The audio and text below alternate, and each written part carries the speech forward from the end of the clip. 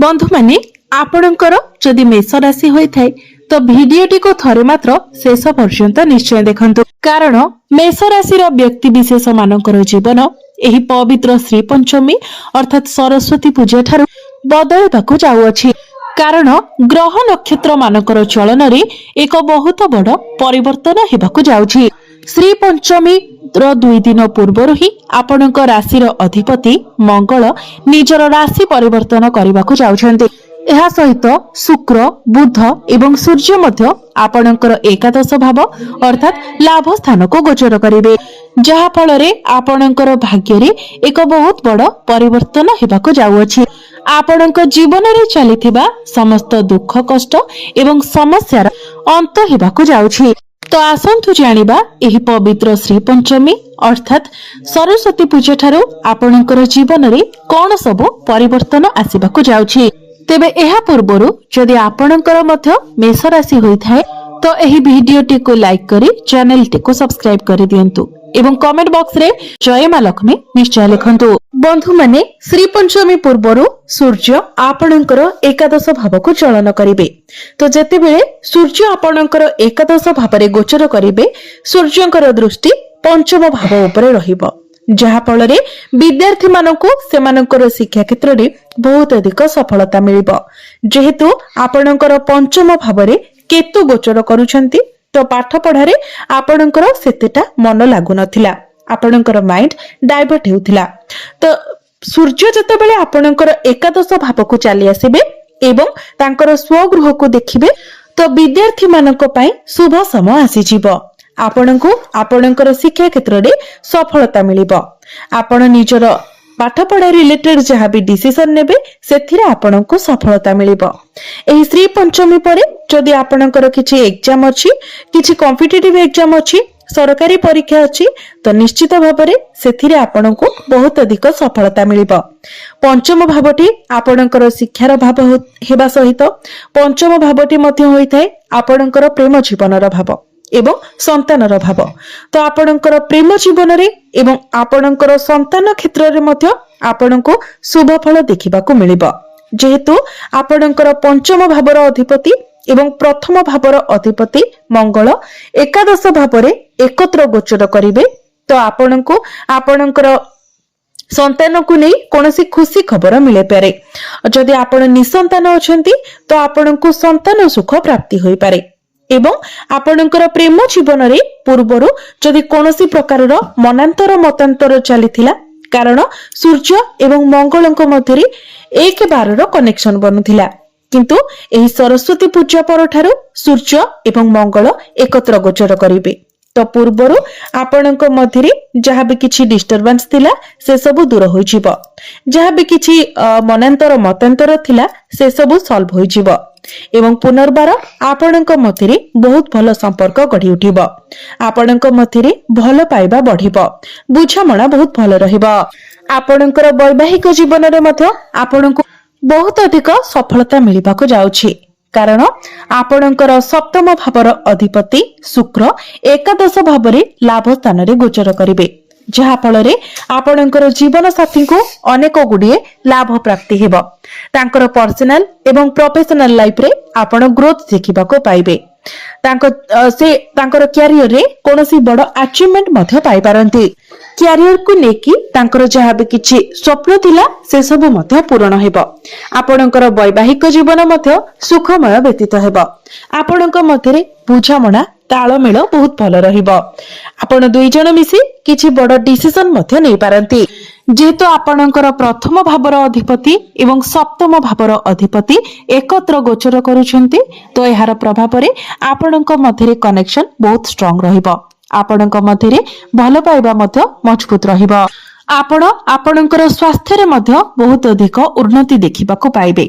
पूर्वरु जदि आपणकर किछि भी स्वास्थ्य जनित समस्या थिला तो से सब दूर होई जिवो एवं आपण निजको स्वास्थ्यवान अनुभव करिवे। एवं आपणकर भाग्य कथा जदि कहिबा तो सरस्वती पूजा परठारु आपणकर भाग्य रे लाभ प्राप्ति हेबो।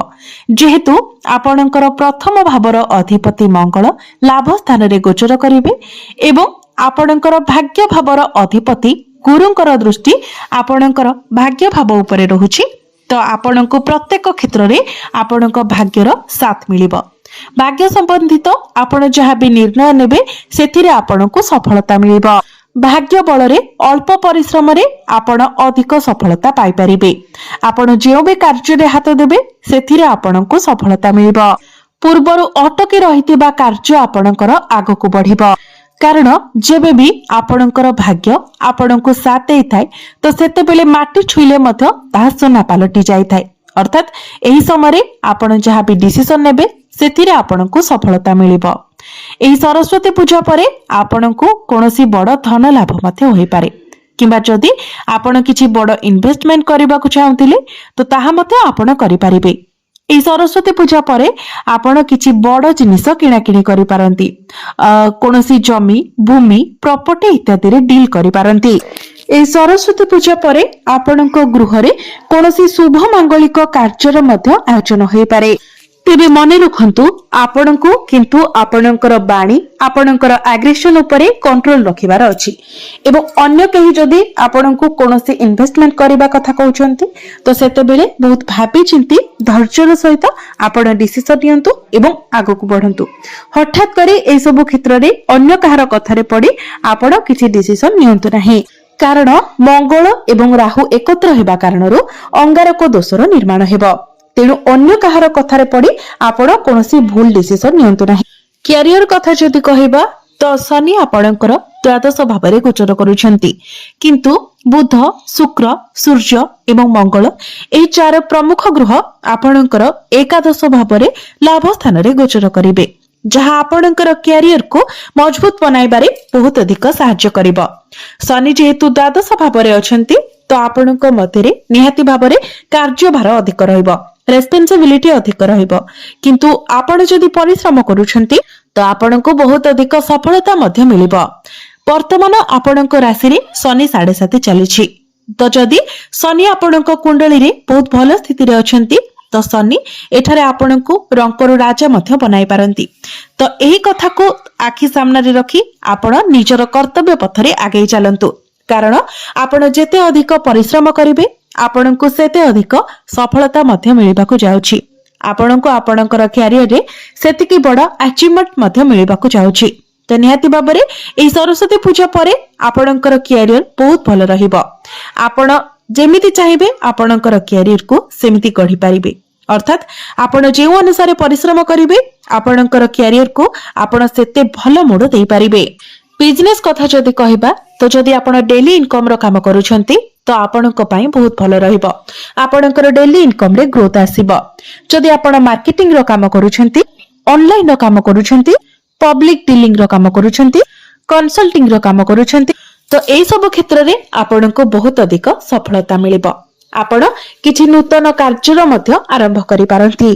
तो मोटा मोटी भाबरे जदि देखिबा तो समस्त क्षेत्र रे एही श्री पंचमी अर्थात सरस्वती पूजा ठारो आपणको सफलता मिलिबाको जाउछि।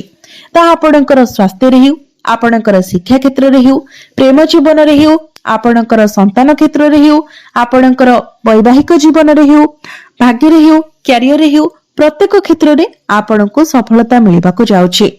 तेबे अधिक शुभ फल प्राप्ति करबा पई आपण प्रत्येक दिन हनुमान चालीसा पाठ करंतु।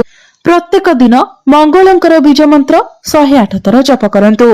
प्रत्येक दिन सकाळु आपण ओम नमः शिवाय मंत्र 108 थर जप करंतु एवं प्रत्येक दिन आपण उदित सूर्य को तंबा पात्र रे जलार्घ्य अर्पण करंतु। निश्चित भाबरे आपणको अधिक मात्रा रे शुभ फल प्राप्ति हेबो।